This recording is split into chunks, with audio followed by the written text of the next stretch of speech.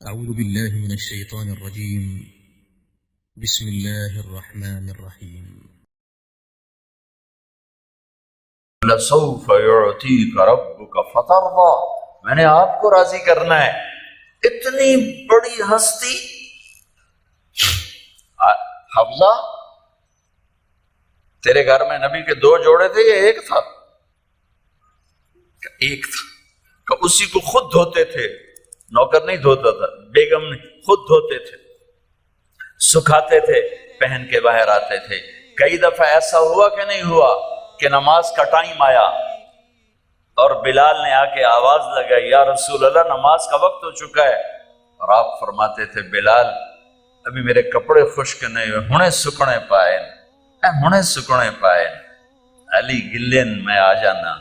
نماز لیٹ ہو جاتی تھی، کپڑے خشک نہیں ہوتے، ایک دفعہ جوڑا بھی نہیں تھا، ایک چادر ہی تھی، اسی کو گلے میں اور بدن پہ لپیٹ کے نماز پڑھائی تھی۔ اور تمہیں وہ بھی یاد ہوگا کہ ایک دفعہ چادر بھی نہیں تھی تو ایک انصاری عورت سے کپڑے ادھار مانگ کے جا کے نماز پڑھائی تھی۔ تم محل بنا کے تکبر میں آتے ہو کہ ساڑا محل ویکھو، ساڑا سیٹ اپ ویکھو، ساڑا سٹیٹس ویکھو۔ لعنت ہے تمہاری اس سوچ پر کہ تم نے پیسے کو سٹیٹس بنایا ہے، تم نے سونے چاندی کو سٹیٹس بنایا ہے، تم نے اپنی فیکٹری بنگلوں کو اور گاڑیوں کو سٹیٹس بنایا ہے۔ کس چیز کو؟ اس مچھر کے پر کو، اس دھوکے کے گھر کو، اس مکڑی کے جالے کو، اس مٹ جانے والی کائنات کو، اس دھوکے باز بڑھیا کو، اس مکار بڑھیا کو، اس غدار کائنات کو تم کہتے ہو کہ ایسی بڑے چودھری ہیں، بڑے سردار ہیں، بڑے تاجر ہیں۔ کیا ہے؟ مچھر کا پر، دھوکے کا گھر، مکڑی کا جالا۔ جاؤ قبرستان میں میانی میں بڑے بڑے سردار پڑے ہیں، جہانگیر کے قبر پر جا کر دیکھو، اس کے نام کا ڈنکا بجتا تھا، سنسان، اے راوی کے کنارے ایک ٹوٹا سا مکان ہے، دن کو بھی جہاں شب کی سیاہی کا سما ہے۔ یہ کون ہے؟ کہتے ہیں یہ آرام گہے نور جہاں ہے، جس پر جہانگیر مر مٹا، ساری چابیاں جس کو پکڑا دیں، دن میں بھی شب کی سیاہی کا سما ہے۔ تجھے یاد ہے حفظہ میرے نبی نے کبھی ٹیک لگا کے کھانا کھایا؟ تمہیں یاد ہے کبھی ٹیک لگا کے کھانا کھایا؟ ہمیشہ ایسے جھک کے کھانا کھایا کہ میں غلام ہوں، غلاموں کی طرح کھاؤں گا۔ ایک دفعہ تو نے چھوٹے سے اس پر ٹیبل پہ رکھ دیا تھا اور کہا یا رسول اللہ آپ ذرا آرام سے کھا لیں، تو آپ نے کھانا اٹھا کے زمین پہ رکھ کے کہا تھا حفظہ میں غلام ہوں، میں غلاموں کی طرح کھانا کھاؤں گا۔ تجھے وہ بھی یاد ہوگا تیرے گھر میں میرے نبی کا بستر کیا تھا؟ بتا۔ کیا یہ ٹاٹ تھا؟ ٹاٹ جو دن میں پھیلا دیتی تھی، رات کو دوہرا کر دیتی۔ کہ اچھا وہ رات یاد ہے جب تو نے اسی ٹاٹ کی ایک کی بجائے دو تہ لگائی تھی، اور صبح اللہ کے نبی نے پوچھا تھا حفظہ میرا بستر تبدیل کر دیا؟ کہ نہیں یا رسول اللہ وہی ہے، میں نے ایک کی دو تہ لگا دی تاکہ آپ کے لیے تھوڑا نرم ہو جائے۔ کہ نہیں حفظہ اس سے جیسا پہلے تھا ویسا ہی کر دو، میں رات کو اٹھ کے اللہ سے باتیں کرتا ہوں، اس کی نرمی نے مجھے اٹھنے میں ذرا رکاوٹ پیدا کی۔ یہ باتیں میں ٹھیک کہہ رہا ہوں؟ کہ جی ہاں ٹھیک۔ کہ تم مجھے کہنے آئی ہو کہ میں راستہ بدل لوں۔ حفظہ جنہوں نے تمہیں بھیجا ہے، عائشہ جنہوں نے تمہیں بھیجا ہے، انہیں بتاؤ 3 دوست تھے، 3 مسافر تھے، ایک ان کی منزل تھی، ایک ان کی راہ تھی، ایک ان کی ڈگر تھی، اس پر ایک چلا اور چلتے چلتے چلتے اپنی منزل پہ پہنچا اللہ کے محبوب، پھر دوسرا چلا اور اسی ڈگر پہ چلا اور چلتے چلتے اپنی منزل پر پہنچا ابو بکر صدیق۔ اب تیسرا چل رہا ہے، اگر انہی کی راہ پہ چلے گا تو ان تک پہنچے گا، ادھر ادھر ہو گیا دھول بھٹک جائے گا۔ انہیں جا کے بتا دو کہ جس راہ پر میرے دونوں ساتھی چلے میں اسی پہ چلتا رہوں یہاں تک کہ میرا اللہ مجھے میرے ساتھیوں سے ملا دے۔ نماز میں خنجر لگا، نماز فجر کی نماز پڑھا تھا، اب ایک دم گرے، وہ چھپا ہوا تھا ابو لولو مجوسی، اس نے 7 وار کیے خنجر کے پیٹ میں، تو اب گرے، تو پہلی صف والوں کو تو پتا تھا پیچھے نہیں، تو عبد الرحمن بن عوف نے لپک کے آگے مصلی پہ کھڑے ہو کے نماز شروع کر دی، اور چند آدمی اس کو پکڑنے کے لیے بھاگے، پھر اس نے آگے جا کے اپنے آپ کو خنجر مار کے اس نے خودکشی کر لی، اٹھا کر مکان پر لے گئے، دودھ پلایا گیا تو وہ آنتوں سے باہر نکل گیا، کہنے لگے موت کا پیغام آ گیا ہے، تو اپنے بیٹے کو بلایا کہ بیٹا جا کر اما جان عائشہ سے کہو کہ عمر امیر المومنین نہ کہنا، اب میں امیر المومنین نہیں ہوں، کہنا کہ عمر بن خطاب اپنے دونوں ساتھیوں کے ساتھ قبر کی جگہ چاہتا، اگر مجھے اجازت مل جائے تو مجھے وہاں دفن کرنا، اگر اجازت نہ ملے تو مجھے عام قبرستان میں دفن کر دینا۔ عبداللہ بن عمر تشریف لے گئے تو اما عائشہ بیٹھی رو رہی تھی، کہ اما جان میرا باپ عمر بن خطاب اجازت چاہتا ہے قبر کی اپنے دونوں ساتھیوں کے ساتھ، تو حضرت عائشہ رضی اللہ تعالیٰ عنہ رونے لگی، پہلے بھی رو رہی تھی، کہا عبداللہ یہ جگہ تو میں نے اپنے لیے رکھی ہوئی تھی کہ میں اپنے خامند اور باپ کے ساتھ میں بھی ایک کونے میں سو جاؤں گی، لیکن اگر عمر کی خواہش ہے تو اس جگہ کا عمر مجھ سے زیادہ حقدار۔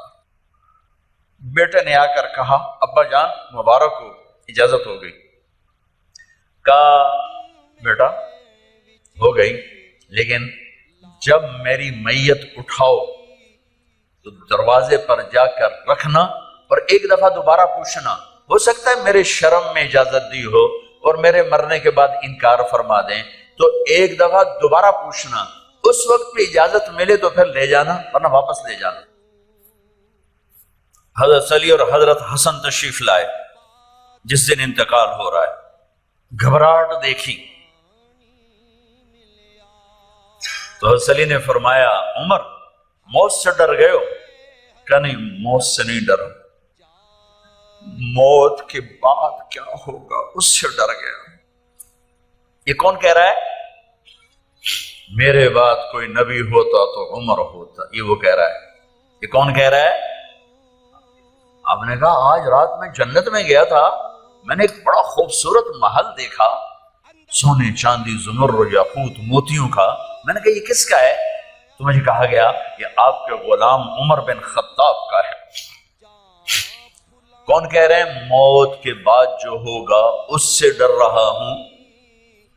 کہ آپ مسجد میں انٹر ہوئے، مسجد میں ایسے لوگ تھے، ادھر ابو بکر تھے اور ادھر عمر تھے، ہاتھ دیو،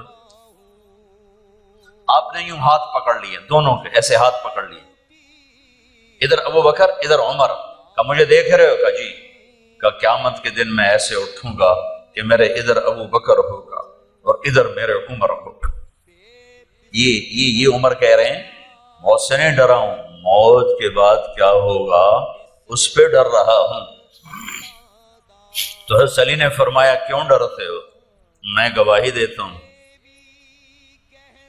میں نے کئی دفعہ اللہ کے محبوب سے سنا کہ جنت کے بڑی عمر کے، ایک تو نا جنت کے نوجوانوں کے سردار، وہ تو حسن حسین ہیں، میں نے کتنی دفعہ سنا اللہ کے نبی سے کہ جنت میں بڑی عمر کے لوگوں کے سردار ہیں ابو بکر اور عمر۔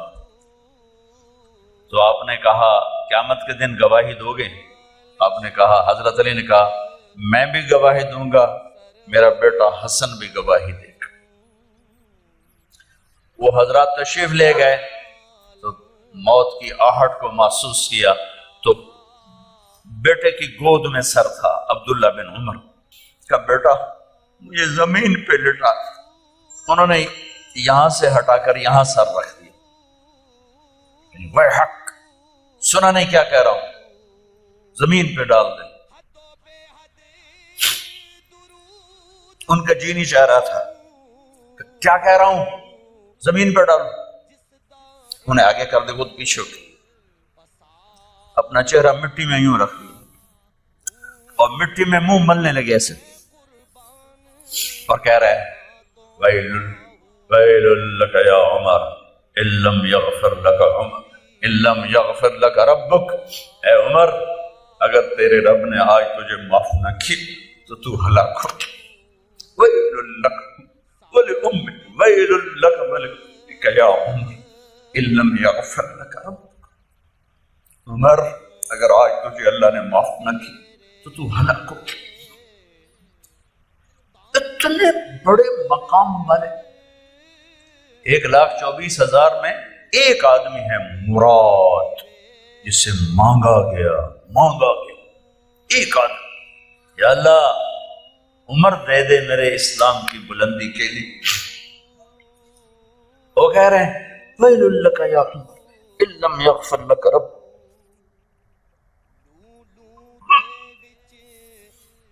اے عمر تو برباد ہو گیا اگر تیرے رب نے تجھے معاف نہ کی۔ یہ کہتے جان نکل گئی۔ صہیب رضی اللہ عنہ نے آپ نے وصیت فرمائی تھی میرا جنازہ صہیب پڑھائے، رومی جنازہ پڑھایا گیا،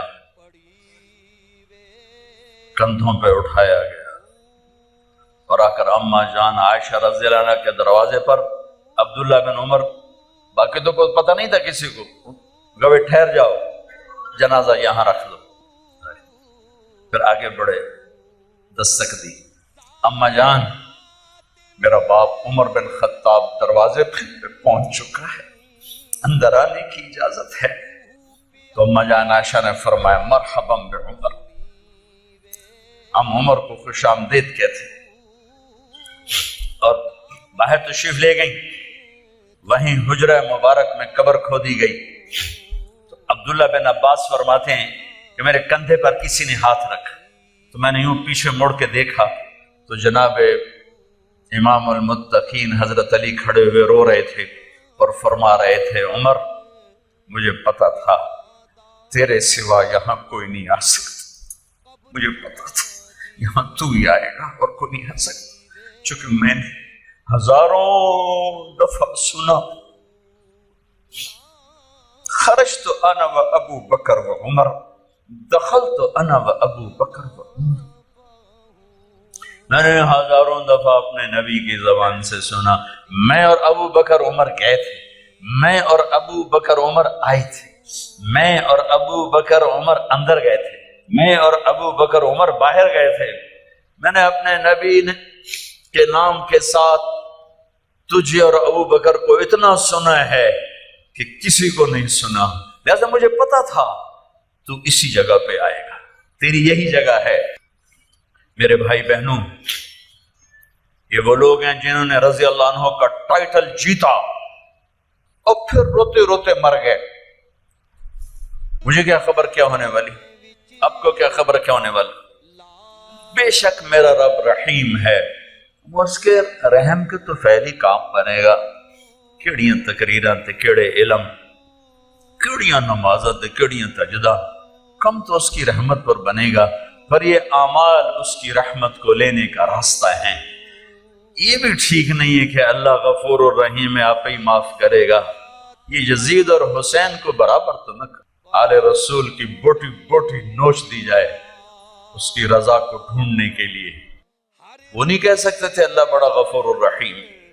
اس لیے بھائی بہنوں، معاملہ بے شک اللہ کی ذات سے ہے، بڑا کریم ہے، آنسو دیکھنا چاہتا ہے، ندامت دیکھنا چاہتا ہے۔ کون ہے جس سے گناہ نہیں ہوتی؟ کون؟ میں اسے انسان ماننے کے لیے تیار نہیں، یا تو وہ کوئی فرشتہ ہے یا نبی ہے، نہ نبی آ سکتا ہے نہ ہم فرشتے ہیں، وہ انسان ہی نہیں جس سے خطا نہ ہو۔ لہٰذا میں اپنے رب کی قدرت پہ قربان جاؤں، رحمت پہ قربان جاؤں کہ اس نے توبہ کے لیے نہ عمر کی قید نہ عدد کی قید، ابھی تو 60 سال کا ہو گیا ہے، 70 سال کا ہو گیا، اب تیری کوئی توبہ نہیں۔